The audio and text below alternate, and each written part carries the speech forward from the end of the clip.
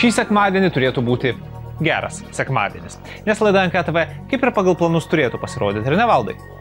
Turėtų. Va, ir šioje laidoje mes matysime visi, jeigu bus geras sekmadienis, štai ką. Sužinosime apie Google 5 GB nemokamų duomenų jums. Taip pat šis bei tas apie naują Microsoft Office, kuris pasirodys kitais metais. Sklando gandai apie naują iPadą mini, mažytį iPadą. Ir dar apie kvepalus, kurie kvepia kaip Apple kompiuteris naujas. Čia yra žiauru. Va, toliau padovanosiu jums labai gerą prizą. Kol kas neišduosiu kokį. Archyve sužinosite, kiek prieš 12 metų Lietuvoje kainavo internetas, jungiantis per dial-up modemą.